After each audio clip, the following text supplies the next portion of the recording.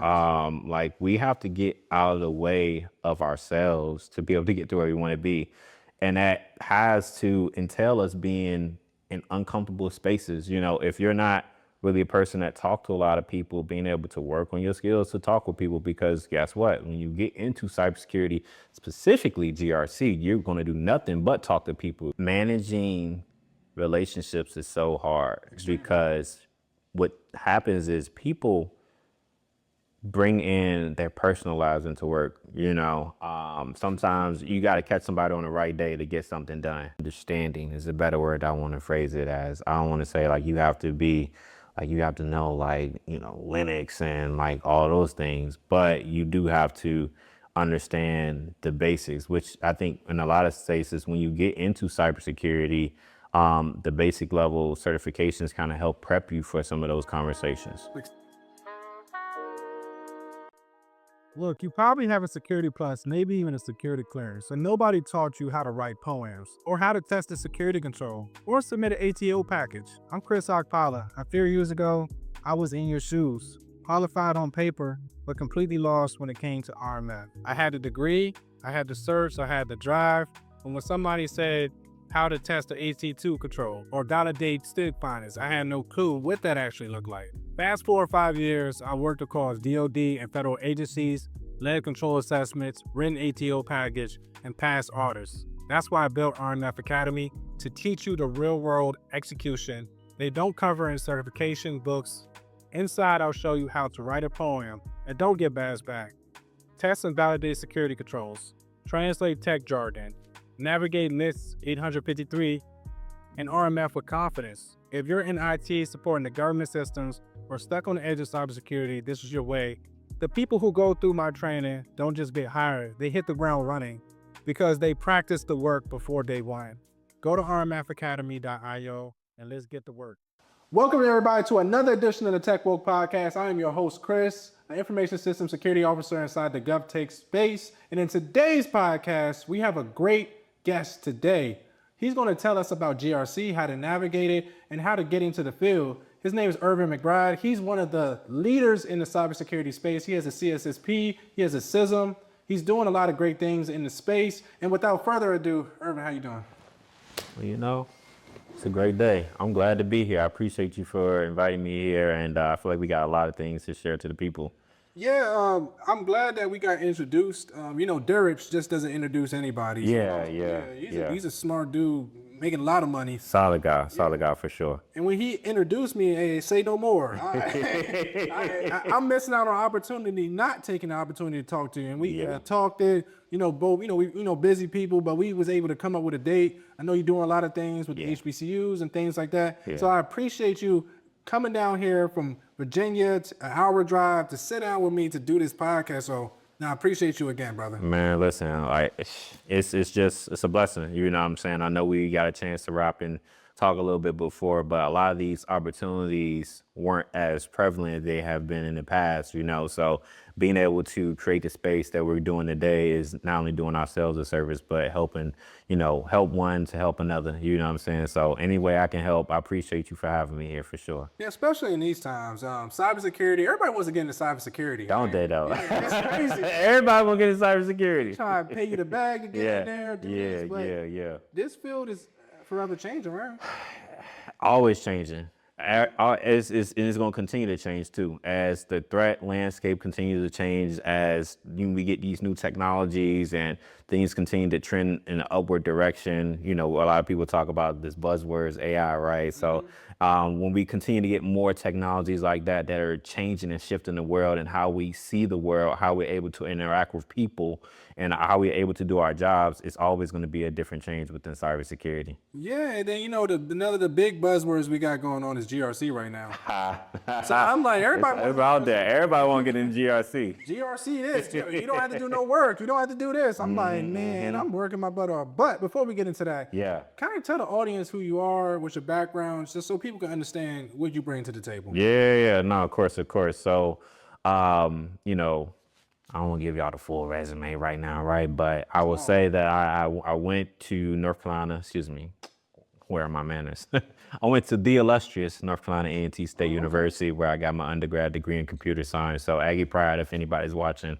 From there, I started working at, Fortune 500 companies, AT&T being one of them, where I got into a rotational program that allowed me to see how cyber works in different facets. So, did some product marketing stuff, project management stuff, worked in the SOC. None of it really stuck to me. And then that's when I uncovered my space in GRC as a compliance analyst, and I was able to see what does it really look like. Did some work at one of the big four in consulting from that point on, and that allowed me to see more of GRC from a broader standpoint, working with different C-suite executives to help them build that security programs. And I mean, I will say today I continue to grow and evolve my skills in the GRC space, being able to help corporations to be able to continue to build out their GRC functions, whether it's third-party risk management, did some security awareness stuff, and which I love to do, and some other engagements like risk assessments and things of that sort. So, GRC is where it's at. I would say that's a little bit about me, a little bit about what I'm currently doing, and outside of that, just looking to continue to inspire the people. No, I love that. So just to get into straight in, everybody hears GRC as a buzzword, right? Governs risk and compliance. Yeah. People mainly focus on the governance part. Right. But like, can you explain like what GRC is and why it's needed in these organizations? No, I mean, that's a really good question. When we think about GRC, right, we talked about the governance aspect, and we break it down to these three different silos. It all encompasses this big, broader picture. So the governance aspect, being able to uncover what is it that we look at from a high level, right? How do we understand the architecture and the structure of the buildings and the organizations, right? So being able to uncover the different processes, the policies, and understand how to have the right people in the right places, right? When we talk cybersecurity, we talk about people, processes, and technology. So that's the governance aspect, right? Then we think about the risk component, right? Risk is important because one of the things that people think is that risk is something that can be eliminated. It can't be eliminated. It can only be minimized. You know what I'm saying? So being able to understand what the risk appetite is for your organization, being able to understand what that risk tolerance aspect is basically what the risk component is risk management, managing the risk that you have in your organization. And the last piece, of course, is compliance, right? So we think about compliance as an aspect of being able to maintain our different certifications within the compliance space. So when I worked with different organizations in the past, they had to be compliant with HIPAA. They had to be compliant with, PCI. And I'm sorry, HIPAA deals a lot more with the healthcare space. PCI deals a little bit more with the payment card industry. Being able to understand what SOC 2 is. A lot of people have to be compliant in those spaces as well from a third-party risk aspect. So these are a lot of the compliant components, and when they're not compliant, you get a knock on your door, you get that slap on the wrist, and be like, hey, we seen you not compliant, and you will get those fines and regulations for your organization. So a lot of the bigger pieces for the cybersecurity aspect is that, or not aspect in cybersecurity, but businesses, they either looking to generate revenue, you know what I'm saying? That's the biggest aspect. And when you think about what cybersecurity does, and specifically GRC, we are the group that has to allow the business to be enabled, you know what I'm saying? So that's the job of what GRC program does for the business, but also for the organization itself. Yeah, and I love how you broke that down fully, because a lot of people think with GRC we just checking boxes, just talking to people, but you have to understand the frameworks. You got to understand. Yeah. You got to know more about the business than they probably know about the business. Absolutely. Yeah. Yeah. You good? No, I was just gonna say, I mean, you hit the nail on the head when you think about understanding the business, because when you think about GRC, you have to really understand it's not just security, right? We're understanding the different facets of how security touches the different aspects of whatever that company does. So if it's a healthcare aspect, right, being able to understand, if it's a hospital, GRC has to be in place, or it might be a tragedy on somebody's hands, right? When you think about the financial aspect, GRC has to be in place, or, there may be, identity fraud or anything in regards to, a data breach that may amount to the company losing some money. So yeah, I agree. And when you just saying that, like, okay, so you know this app called the T app, right?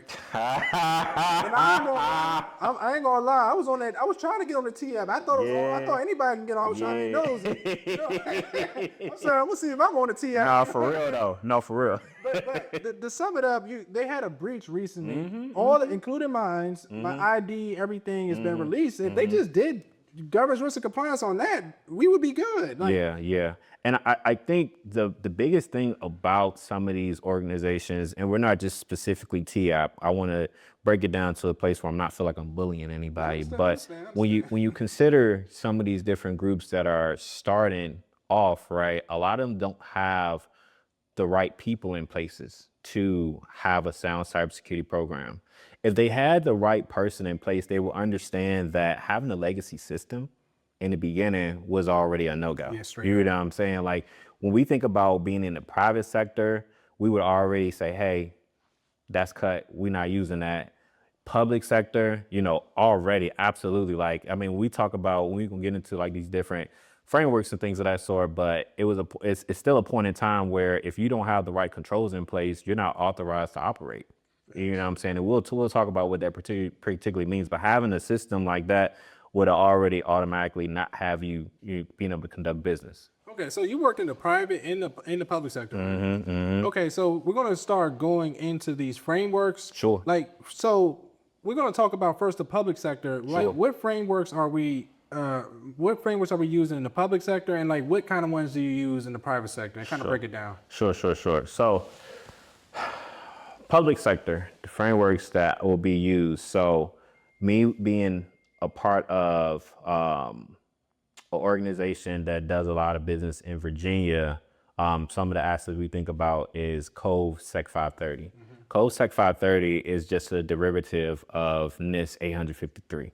So NIST 853 is don't be here, it ain't going nowhere. You know what I'm saying? So that's one particular component of it. I know straddling the fence between public and private sector, and this CSF has been a big one. That's actually one of my favorites, you know, because it's more simplified, you know, down to how to understand having the right controls in place, you know. So I will say that's one of the other components.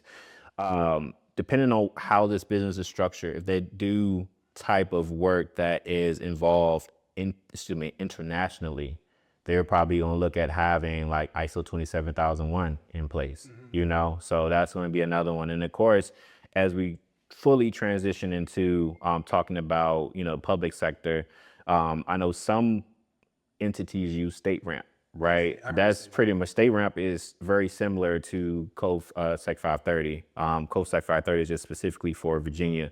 But then state ramp is used all around. And then of course you got FedRAMP. You know, everybody know about FedRAMP. You know, if you exactly, if you're in that federal space, it's just a derivative. So yeah, these are some of the different frameworks that you can probably look to see in these spaces. Yeah, and they're important because like we're implementing security controls, things like that. You have to go off of what they say. It's like kind of like our Bible in the cybersecurity space. Indeed. So if somebody's trying to get into the field, like, do you think studying the frameworks or just trying to figure out a way to apply them to a fake system or something, or doing projects? How would somebody navigate that? Yeah, I mean, that's a really good question. I think it's a lot of ways to get to it, right? And I'm not saying that each particular way is a right or wrong answer, but I will say that for me, when I thought about it, I had a traditional route where I went and got my degree that allowed me to get into the space of cybersecurity.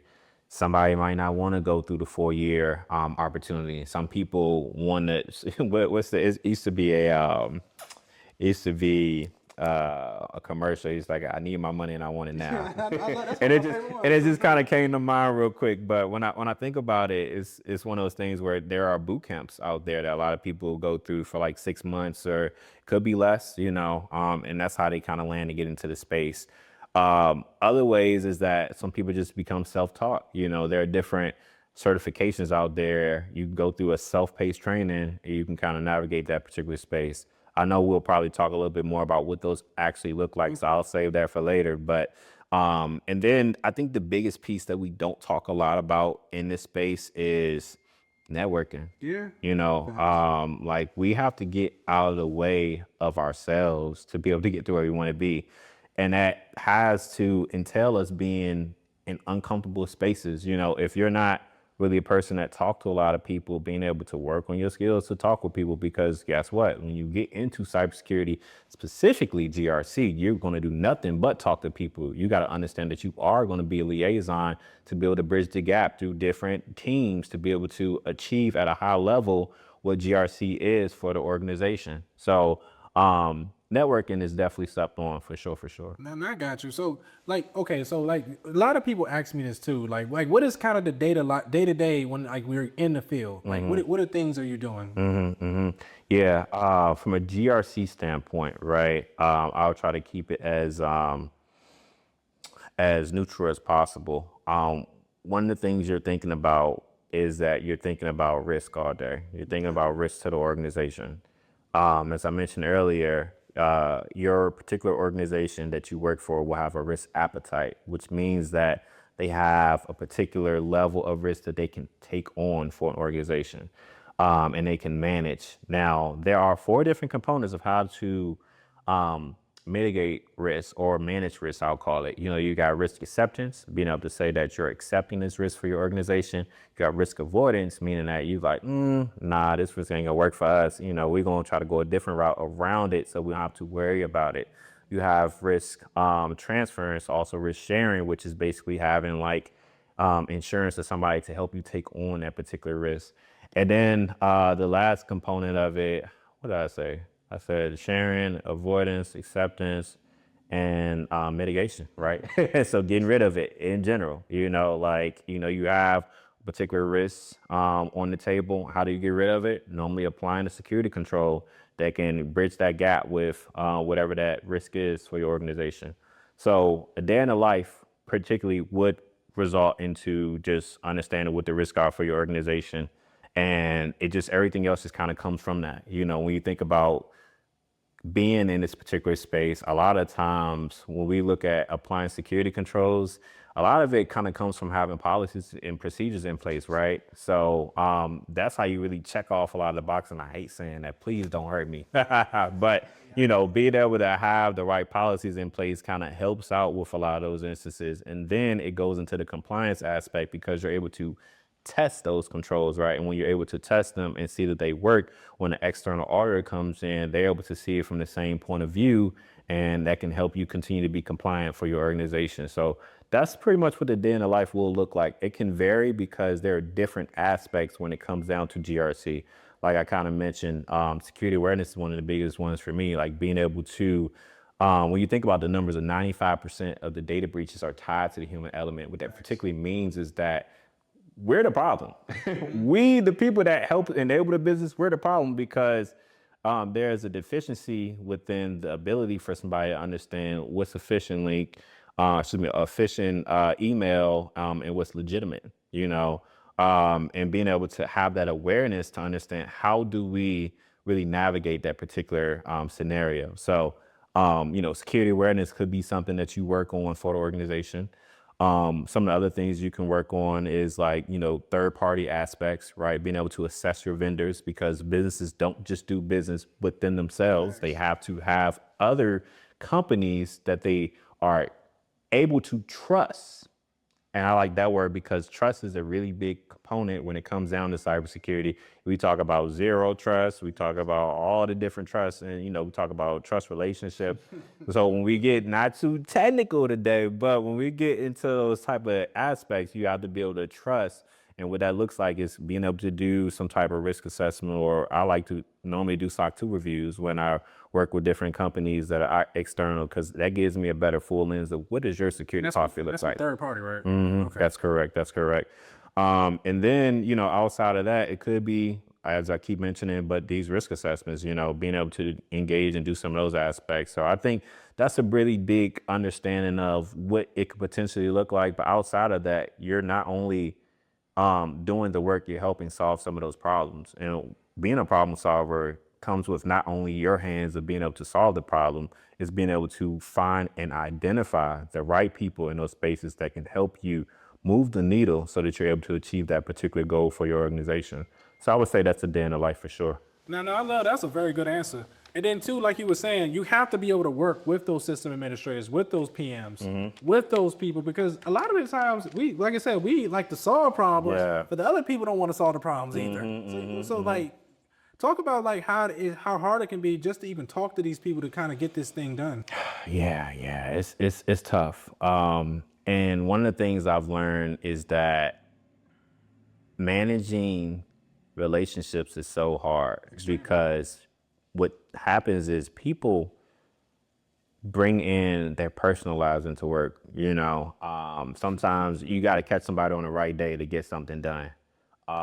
Or sometimes somebody might be taking off because they need that time off because the business is stressing them out. You know what I'm saying? So, but when you're able to actually figure out who can help you solve that problem, it's normally not a get this done for me and then going about your business. The thing that I've learned is that relationships is an aspect where you have to continue to foster them.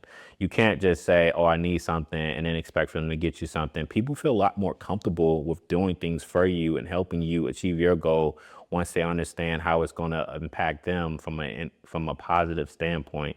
So I would say that's probably one of the things that we could probably kind of talk about, all day, being able to just be that people person and help others to help themselves. Yeah, and that's how you foster relationships. When I first started, I thought I could just get them to do everything I wanted to do. No, Yeah. I had to talk to them every now and then. Hey, how's your kid? How's this? Yeah, Might go to yeah. lunch one day. Yeah. It's a personal relationship. And it's life skills too. It's definitely life skills. Like, I know we talk a lot about just getting into GRC, right? But think beyond that, right? Think about what type of person you want to be when you get into the space, right? Think 5 years, 10 years down the road. Like, what does your life look like? Do you want to continue to be that entry level analyst?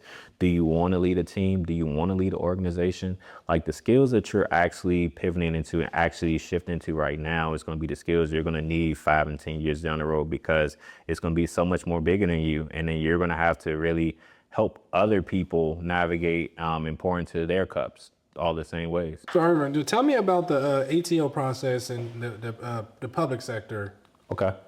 Yeah. So when you think about the ATO process, what you pretty much have is you have the understanding that you aren't able to operate, right? Authority to operate is what ATO is. So that means that you can't operate if you don't have this basically indication that you can continue to do business the way you do from a security standpoint. You have to have the right security controls in place and allow a third party to come in and say, yes, we agree that this business is operating how they should be from a cybersecurity or security standpoint. What that particularly looks like is that you are building out and understand of the different control families, right? You have the different control families. You have to be able to assess each particular control based off of what your environment and security environment is. Like, I remember at a point in time, I was working for a company and it was during COVID. So like the PE or the physical environment, control wasn't in place for us because we wasn't going in office, But now that we are back, being able to understand what your business does versus what they do not do can help you build out what's called a SSP, a system security plan. Once you have that system security plan, you're able to test what that particularly looks like. And that kind of goes into a SAR, which is a security assessment. I forgot what the R stands for right now, but being able to have that particular document is an indication that y'all are moving in the right direction. And so then when they do come in to do the assessment of how your business is doing, you're normally given that ATO by having the right controls in place because you tested what those particular controls look like. Yeah, that's an important process because it's making sure you're implementing them. You make sure you're checking your vulnerabilities to make sure you're audit ready. Because if somebody audits you and you're not doing anything you said, you can get in big trouble. Sometimes you get fined. Absolutely. Lose people lose their job. Can you kind of break that down? Like, so compared to the private sector, is it kind of like the same? Where would you go? So I will say that in my experience, it can be all the same, right? I think that a lot of companies take security seriously, right? For their own purposes, right? Some people want to be secure because they want to have a data breach. Some people don't want to get involved and get in trouble with the SEC. You know, like people have their own motives for why security is important to them. When you think about the private sector, a lot of times companies are looking to have that ATO process confirmed because they're looking to work with different entities that may involve like the federal government space, you know. And if I'm a private sector and I'm looking to maximize my business, I don't want to be siloed to just other companies that are in the private sector. I want to be able to meet the market within the public sector. And what does that mean? I have to be compliant. And to go a little deeper, that means that I need to have like, you know, ATO, which will correspond to the FedRAMP aspect. Okay, now I understand that portion. Okay, so Ervin, we got new frameworks that everybody's trying to get into now. You got CMMC, which is Derrick, that's his specialty. Yeah. You got the AI RMF framework, which Yeah. I've been studying. Okay. So I can Nice. kind of get into Yeah. that space. You should. Yeah. Do you think learning those frameworks will kind of be a beneficial? Are you familiar with those? Yeah, man. I mean, absolutely. CMMC is a really big space right now, and it's booming. It's definitely booming. You know, I've been having a lot of conversations about what this particularly framework is and why it's so important. Through my research, I understood that particularly contractors in the DoD space, there are 41,000 of them. Yeah. Right. Only when I had my conversation, maybe a month and a half, maybe 2 months ago, there were only 100 of them that were CMMC compliant. There is a mandate. I believe the date was October, which is coming up, that you have to be compliant in that particular space, or you will not be able to be considered as a DoD contractor. So what does that mean for a lot of people that, you know, that are contractors in the DoD space? That's your bread and your butter. You will not be able to operate, as we had mentioned, because, you know, you don't have that key component to be able to continue to be in that market.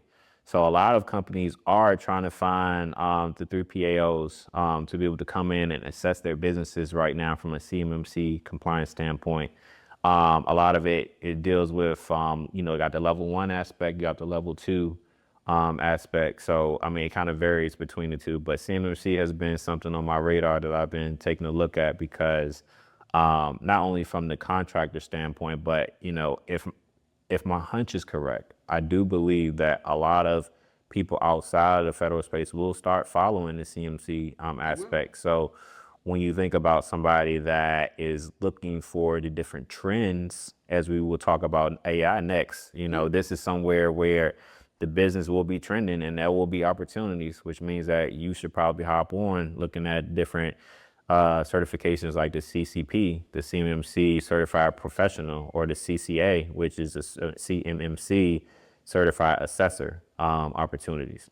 Now, I know you talked about the AI risk management framework, which is a really big space. AI is a really big buzzword right now. You know, a lot of people are considering what this tool does and looking to ingest it into their organizations. But what they're not thinking about is how does it affect my group from a security standpoint? And so being able that NIST provided, you know, this framework, we have another set of guidelines. I wouldn't even say guidelines, but, you know, I would break it down from the standards. But we have a way to be able to look at and identify, you know, what the particular risks are for some of these AI systems and ensure that, you know, nothing goes wrong. The thing that I hate is that it will have to take a company to be made an example of for a lot of companies to take it more seriously. But at the same time, this is where we're trending, you know, and if you're not with the times, you will either adapt or retire. Yeah, because like I think even with the government, CMFC is a big one, like you're just talking about. So many companies are trying to get compliant. I know people that just started whole contracting companies. They making hundreds of thousands just off of that. Absolutely. And then with the AI, you heard about the White House AI action plan, right? So even teaching it, if you can learn AI, teach it, even learn the AI framework, you can teach that at school because there's funding for it now. So you definitely got to adapt to those times because you don't get left behind. Yeah, no, indeed, spot on. Yeah. And then also too that I don't know if you're familiar with AGI. Are you familiar with AGI?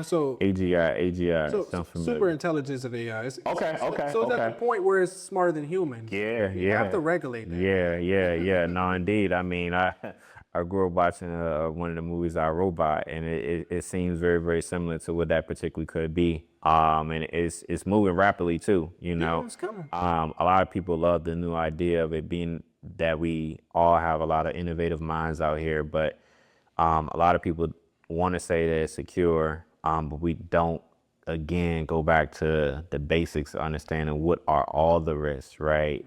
Because when you think about something that's going to outsmart a human, I mean, it's gonna pull a fast one on you. You're not Yeah, even gonna see it you coming. ain't gonna see I it. just want to make sure I'm locked in my home at the time with food and water until y'all figure it out. Or the Lord might come back around that time. No, Hopefully. for real. I just want to look. Gotta go to the right places. Look, I'm gonna pray about it for sure.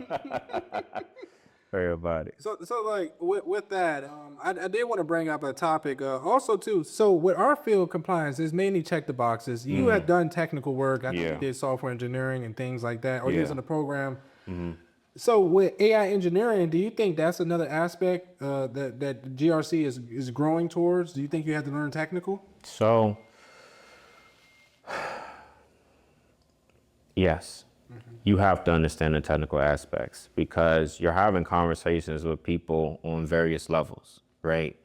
You are, again, the liaison in the GRC space. You have to be able to talk to the executives to the way they understand you. And how is that normally? Numbers and dollars, for sure. Being able to put a presentation together that's going to get it to them in a position where they understand what are the key takeaways and how does this impact my business. Then when you transition to the other side, the people that are in the trenches doing it, the engineers, you have to be able to understand the implications and the technicalities that go into, the engineering aspects and being able to understand, shifting your mind from the quantifiable aspect to identifying how do we understand what is happening, and how is it going to impact the business, and how am I going to tell the CFO or the CEO that this is a major concern and we need to make this change or it will cost them X amount of dollars. So being able to really know your audience is a really key component, and you really can't escape GRC without understanding some of the technical aspects of it. Now, will I say you have to be an expert in the technical piece? I wouldn't say that necessarily, but I will say that you do have to understand, all of it, like the logs. You have to understand the firewalls. You have to understand access controls. You have to be able to really identify and with these words be able to understand what is it and how does it relate to the business. Breaking it down as they use the term like breaking it down as you're like telling your grandmother these aspects, right? Or kids. Yeah. Because you're really good at that. Also, I wanted to ask you this question. It's a controversial Talk to me. topic. Talk to me. Talk to me. Is GRC a technical position? What's your thoughts? I think it is. I can see your point. I can see it. I can see it being a technical position. It's just a matter of how you define technical, right? Because for me working in the SOC, right, I was like, yo, this is my first time of being technical because I'm literally tied to a desk with 3 computers. I'm looking to see like what's coming in, what's going out. Is this an actual cybersecurity attack? Should I let the customer know that they got some stuff going on in the environment, or is everything all in well and work this next ticket? So when I think about technical, I think about it from that degree. But I would love to understand, from your point of view, how do you see it as like GRC as a technical space? Because I do agree, but I've seen technical from different implications and different aspects. So this is my definition without the technical background. When I first got in the field, I didn't know nothing about tech. So I'm in these meetings. I have to explain the system. I explain how this one works, how this one works. I have to have conversations with penetration testers, DevOps people. Yeah. So I define technical meaning you have to know the knowledge, know how to apply the knowledge. Because I can talk more about a system the more I study. So that's what my definition is. But it just, like you said, it's define how you define it. Yeah. No, indeed. And to that point, in the GRC aspect, you may not be the one conducting the penetration test, right? But you are normally the group that's going to probably, bring on, the third party assessors to be able to conduct the penetration test, and you're going to be reviewing the report too as well, and being able to indicate from a risk standpoint the prioritization of, from a high all the way to a low or informative aspect, what needs to go first, so I do see that point of view of it being definitely technical. Like, you have to have some technical skills. Technical understanding is a better word I want to phrase it as. I don't want to say like you have to be like, you have to know, like, Linux and like all those things, but you do have to understand the basics, which I think in a lot of cases when you get into cybersecurity, the basic level certifications kind of help prep you for some of those conversations. Like, see, understand the CIA triad, availability. You got to understand about vulnerabilities. That basic, because even without the security plus, when I started hearing the terms, I didn't think they actually use it. They started to actually use them, and I was like, oh, bare metal, like, So I agree. No, so like getting into GRC now is extremely hard to get into GRC and RMF right now. Yeah. Do you think going off of trends, like, let me give an example, AI, you got cloud, do you think focusing on that can help you get into GRC now? Or what's your thoughts? I'm a traditional guy. I'm a traditional guy. And I like to play it by the book, right? I think that everything comes from fundamental knowledge. You have to build a foundation before you can look to specify in a particular area. For me, I know I was going to save this, so I guess this might be the right time to talk about it. But, when anyone comes to me and tell me they're looking to get into cybersecurity, I just ask them, like, well, what have you done thus far? A lot of the times, they're, in a different space and they haven't put a lot of effort and thought into it. Well, I say, here, take a look at this particular link. And the link pretty much is, and it's not biased, it's just something that I've went through personally. So I'm able to continue to tell people, of how it has worked for me and worked for others that I've, kind of mentored and coached in the past. But the certified in cybersecurity certification through IC2, it is a newer certification compared to, the Security Plus, but it gives you at least that fundamental knowledge. You should be able to understand what cybersecurity is. So I normally tell them, hey, look at this. It's still right now, it's a free certification, you know what I'm saying? And for me, you got to make it make sense. I'm not going to tell you to invest money into something if you're unsure about it. When you start really thinking about those sacrifices you want to make in life, and you want to start actually tying particular numbers and dollar amounts to how much you want to invest into yourself, then we can have those conversations of those certifications. But at this point in time, take the certification, it's little to no cost, kind of go for it. I know the Google certificate for cybersecurity kind of has like some of the same aspects. I didn't personally go through it, but from my understanding, you can go either route with either or. And once you build that aspect, you can be able to go into that Security Plus, right? And then, a lot of people know Security Plus as a gold standard because it's been around for quite some time. And then I feel like you're able to start navigating and start going into a little bit more the specifics of cloud or AI. Not saying that you can't just jump right into it, but for me, when I've taken these certifications, right, getting the CISM and the CISSP, I understood that my roadmap was being able to lay a foundation. And with these certifications, they're all the same knowledge. They just continue to go on a level of deeper expertise. And so if you already have the fundamentals and all you need to do is learn a little bit more below the surface level of that aspect, you are guaranteed to be more successful in going into it versus trying to learn it from the bottom of the bottom and then trying to kind of go into it. So I would say, that would be my approach that I would tell somebody to kind of do. It is nice and slow because everybody just want to do this, do that. And it took me almost a year to get into cyber. Yeah. Just learning the fundamentals, knowing what I wanted to do, and just breaking that down like how you just did. Yeah, and it's an investment. It's definitely an investment. Like, when you think about it, some people don't have the time to, dedicate after work every day to, do like 3 or 4 hours. Or, I mean, some people may have those opportunities right now to, take 8 hours a day to learn cyber and things like that. So whatever it pretty much looks like, I think that some people just have to understand what works for them. Yeah, because when I first got into cyber, I spent like $1,000 overall, like getting the cert, studying, training, gas, going to the library. I count all that. Yeah, yeah, So even when I study for my CSSP now, which you already have, yeah. I have to sacrifice. Maybe I have to trim down on the podcast, or maybe when I come home from work, I gotta go lock myself in a room. So it's an investment because you gonna pass me. People like you gonna pass me. Hey, listen, man. I tell you not. That CSSP is you got this. You got this. It was one of those things that for me, I felt like I overstudied. When it came down to it.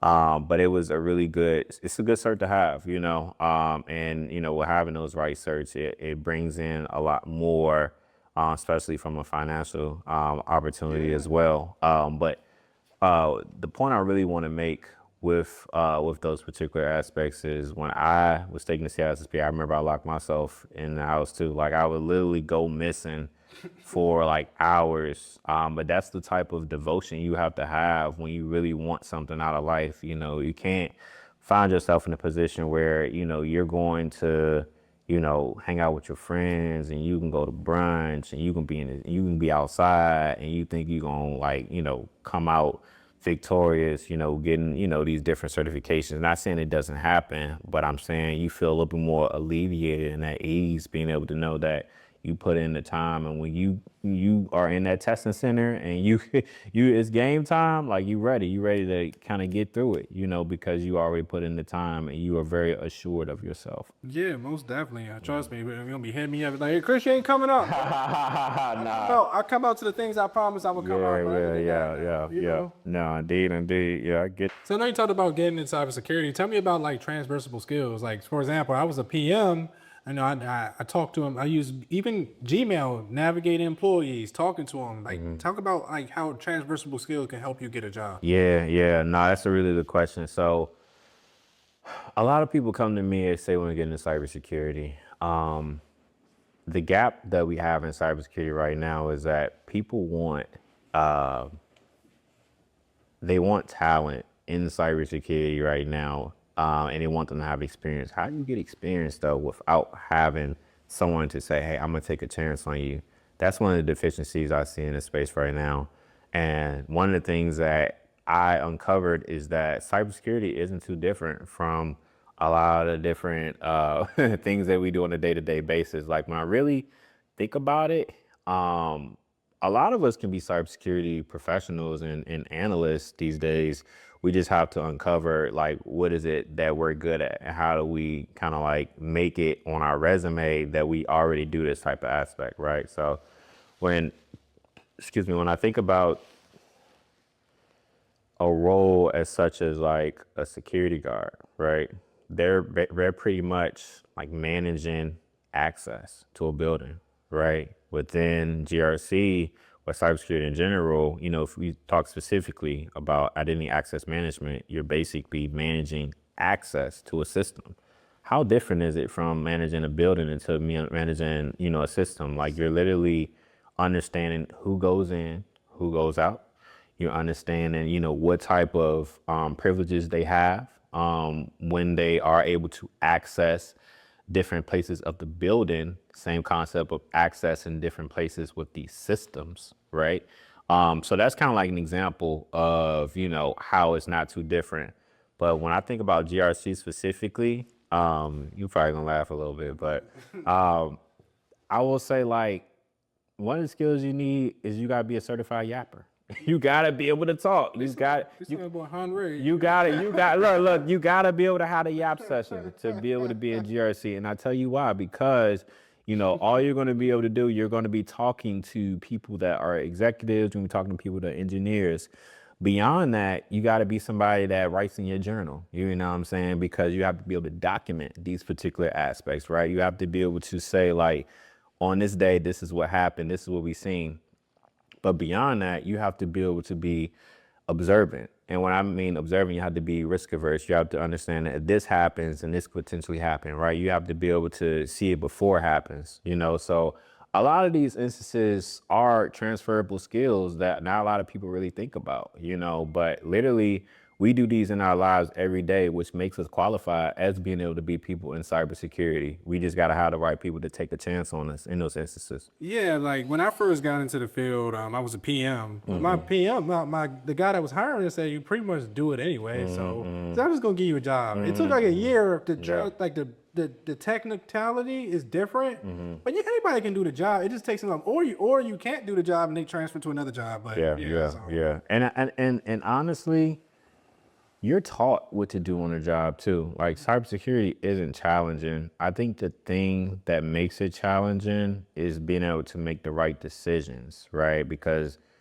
your opinion can be different from somebody else's opinion, right? All of it is subjective to your opinion and how you feel it could impact, the business of the organization. So unfortunately, like I said, you can be taught the job to what to do, but you can't be taught how to think in these particular instances. Like when a data breach happens, right? They normally, company gets hit with a ransomware, right? What are you gonna do first? You're gonna pretty much understand what system has been impacted, right? And you're going to try to isolate that system, to make sure that it doesn't continue, it's contained and it doesn't continue to contaminate other systems in the network. But somebody else, they might pick up the phone and call legal first and kind of panic and say, hey, this is what's going on. Not saying that it was a wrong aspect. It does happen in the process, but it just doesn't happen like right then and there. You know what I'm saying? So just to kind of break it all down to you, everybody has what it takes to get into to cybersecurity and GRC specifically. You just gotta have to be able to understand what are you doing right now, understanding, what are some of the tasks and responsibilities, and being able to do the cross-reference of how I can say that I'm eligible for a role as such.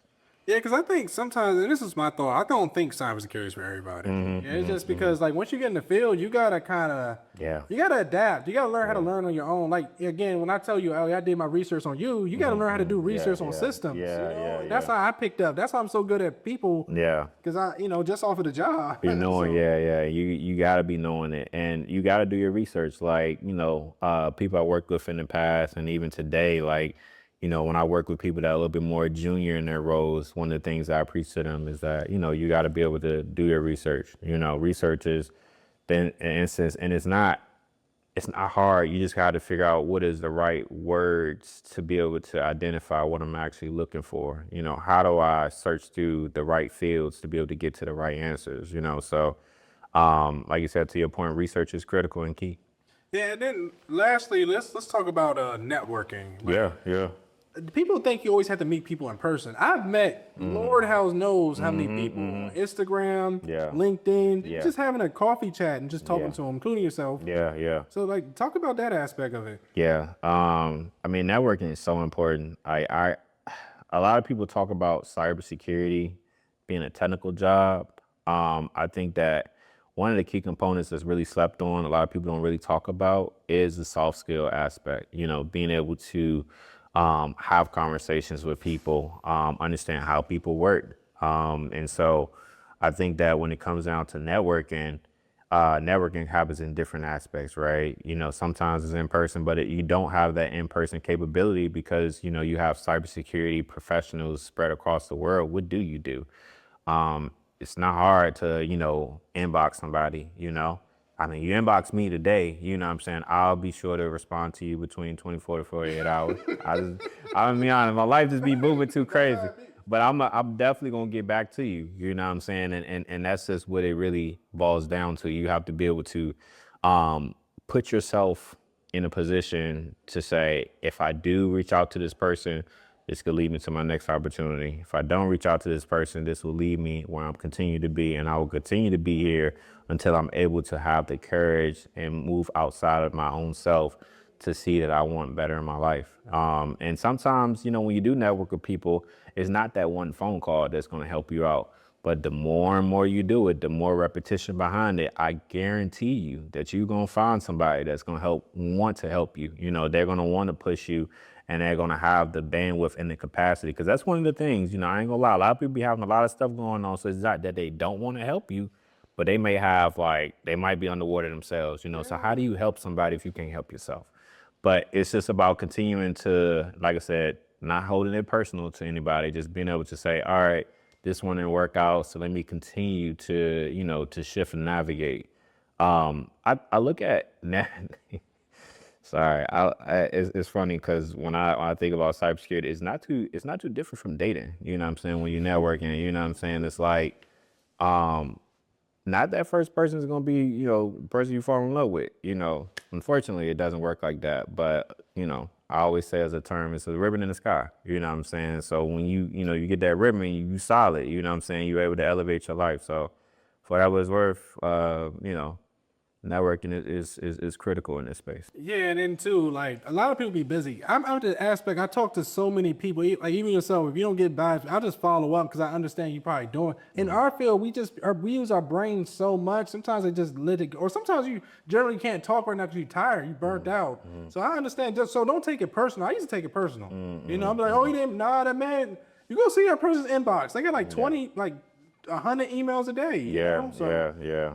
don't take it influence. Like, if you talking to like somebody that's big in the space, don't take it personal. It's just sometimes, or just do your research. They might have a book there that's free. They might have something. Just take advantage of that. I generally help the people for myself that are helping themselves. If they tell me, hey Chris, this is what I've done, then I'll go help you. Yeah. And as a matter of fact, I'll sit That with part, you. that I'll part, sit with you. I'll that come part. on the call, everything. That part, bro. Like people have to be able to help themselves. You know what I'm saying? It's like literally, like people feel more inclined to help because you've done the work yourself. You've hit like a gap in the road where it's like I don't know where to go next, but you've been making progress. So someone's able to say, they're serious about it. Because you can imagine like how many people may come to you and say, hey, I want to do this, but they're not making any strides on their own. And so it's so much harder to help people when they're not able to help themselves. Yeah. And then too, like even when I first got in the field, I didn't want to do anything to learn, but I had to sacrifice a little bit of my 20s just to learn. Yeah. Just a little bit. And girl asked me, why are you always going to work?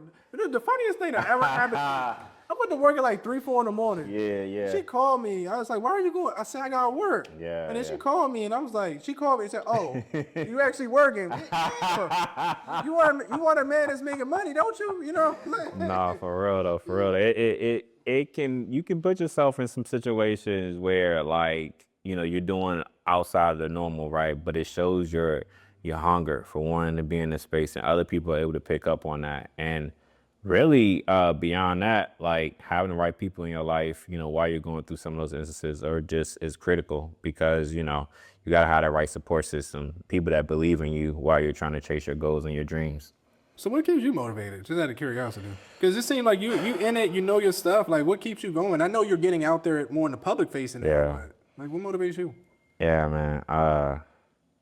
Wow. My bad, I just hit you. Nah, it was a good question because I needed it. What motivates me today? I can read. Let me ask you though. Nah, I already got my answer. It's one of them sentimental ones. I had to go ahead and fix myself real quick. I'm a collar.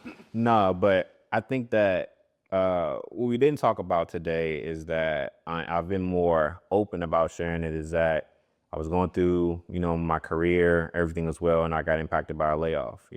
I understood what it felt like to have nothing going on. You know what I'm saying? Especially going from a place of being able to say like I'm doing a great thing and having it all kind of stripped away. I know what it feels to have like emptiness. You know what I'm saying? I know what it feels like to not have any sense of direction. I know what it feels like to put in like so many different job offers and job applications and, every, 1 week, 2 weeks, however they respond to you, you say, hey, we regret to inform you that I know what it feels like, So for me, my motivation today is to be a testament to others and show them like, yo, if I can make it through, you can as well. And going beyond that, just really understanding what the program is. The program is so much more bigger than me. That's why today, if somebody reaches out to me and they say like, I want to get into cyber, I don't question or ask them why. I give them the tools and, continue to help them in that spaces because I know for me, if God wasn't, in my life and if I wasn't a firm believer what he could do for me, I don't know where I'd be, but being able to look back over my life, a year and a half ago, how much things have changed, how many doors have been opened up. I'd be a fool not to allow somebody to have the same opportunities as me. you know. So that's just me getting outside of like myself, you know. It's one of those things where I personally I be having a lot of stuff going on, but I want to make time for people because I know somebody made time for me. Yeah, and then what you really say really hit me because some people, even my girl, she be like, "Chris, why are you always working?" I be on the laptop working. Like literally, we were watching Love Is Blind, working on the laptop all day. And like you just said, there was a time I was laid off because of the budget, and I'm sitting at home not doing nothing. Yeah. 200, like, every day I'm getting denied. I'm literally doing Uber. No, I wasn't doing it. I'm doing Uber Eats, and I'm just trying to eat it. Somebody referred me, so I'm trying to get that little $300 bonus, hitting it. So that really hit me because that's why I keep doing it. I don't want to go back there again. Yeah. And the prophet Sean Carter, also known as Jay-Z, said is like, you know, when you used to filet mignon, it's hard to go back to hamburger help. But it's your choice though. Yeah, or you get in that first class at one time when you're mixing you some drinks. You like, hey, I want to stay there first. I want to stay there forever. Yeah, nah, indeed. So let me ask you, where can the audience find you? I'm everywhere. No, I'm just playing. I'm everywhere. So, you know, of course, you can find me on LinkedIn, Ervin McBride the fourth. You know, first specific guy with the glasses like this. And, you know, just shoot me, you know, a message or, you know, connect with me, shoot me a message afterwards. Love to have these conversations with you. You can also find me on Instagram at, I gotta make sure I say it right. E McBride, that's EMCBRIDEIV_. And that's on Instagram. You know, same thing. Follow me, shoot me a message, whatever it is, you know. I'm here to help people. You know, today or tomorrow, you know, when it's all said and done and I'm no longer here, I just want to make sure that I'm leaving the right seeds for other people to be able to move in the right directions, you know. So get outside of your space and outside of yourself, you know, find the courage to just reach out to people like me or Chris, you know what I'm saying? Or, you know, any of your favorite people you've been aspiring and seeing like, damn, they doing some really good things in the space. And, you know, just reach out to us. Easy. Check him out, and yeah, definitely he's there to help people. He's growing in the space, and he's definitely willing to talk to you. So make sure you check him out on all those platforms. Yeah. What is your goals for the next 5 years? Goals 5 years. I hope to be married, God willing. No, but goals 5 years. I've been really setting myself up professionally, man. I would say like I'm starting my MBA program. And thank you. In literally like 2 weeks. So that's gonna be a roller coaster for sure. But I will say in the next 5 years, I'm hoping that my abilities take me to a place beyond like my own imagine. You know, I'm hoping that I'm able to continue to inspire people. I'm hoping that I'm able to continue to spread the word about cybersecurity and the importance of it. As we talked about earlier, like the threat landscape continues to evolve. So having the right people to advocate on that behalf is going to be critical.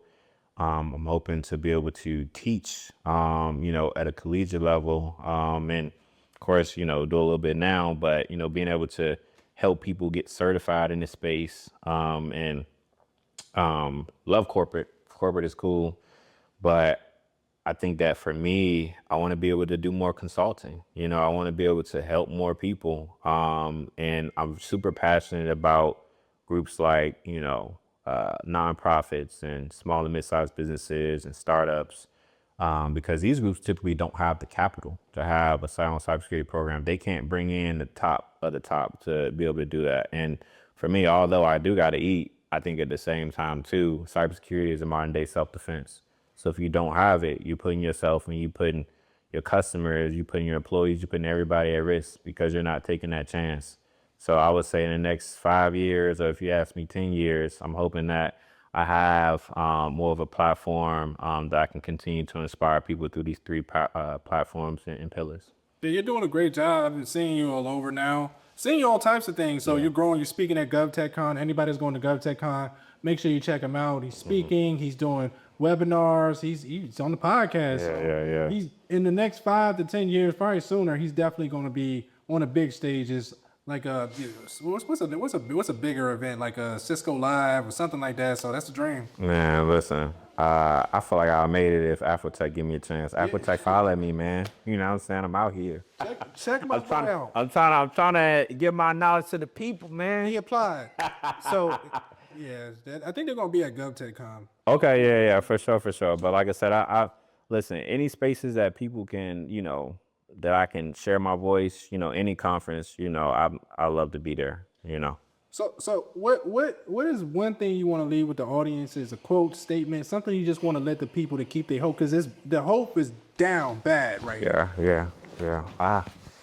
That's something I want to read with y'all.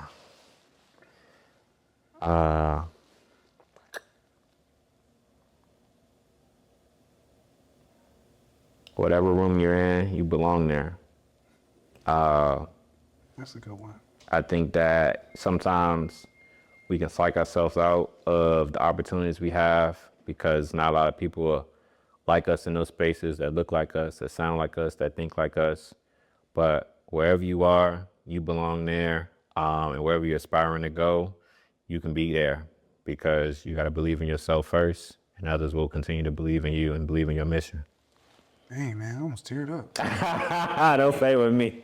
Because for the longest, brother, like, I didn't think I belonged to any room. Yeah. I thought it was they're just inviting me. Yeah. And I acted in that way. Now, I just let them know, hey, I'm here. Yeah. I don't care what y'all say. I'm going to still talk. Nah, But for real though. it hit me because I remember I had a flashback to my old self. I've never really see this. Like, I'm talking about the no beard Chris, no swag, no nothing. You know what I'm saying? So Yeah, swaggy these days, my boy. You're good. So thank you for coming and spending an hour of your time, well, more than an hour, spending your time. I appreciate any guest that comes here, spend their time to drive just to educate this audience. So I appreciate you for giving me this opportunity to speak your story. And we're definitely going to do things in the future. But I thank you for everything you've done. Yeah, no, man. And I appreciate you for having me, man. It's a blessing and an honor to be here. And honestly, being able to continue to pour into people the same way that we've been poured into as well. So, you have a great platform, and y'all check my man out. You know what I'm saying? He got some good things to share, not only for here, not only the things he's done in the past, but continue as his podcast continue to grow, continue to watch how good it can get for sure. Yeah. Just to segue off of that, remember everybody, like the video, subscribe to the channel, comment down below if you had any thoughts about the cybersecurity space or in GRC. Remember, check out techwokepodcast.com, get some of the merch, subscribe to the newsletter, check out rmfacademy.io if you're trying to get some training on RMF or just want to learn about the RMF space. And with that, everybody, remember, get 1% better every day. Peace out. I'll see you on the next one. Peace.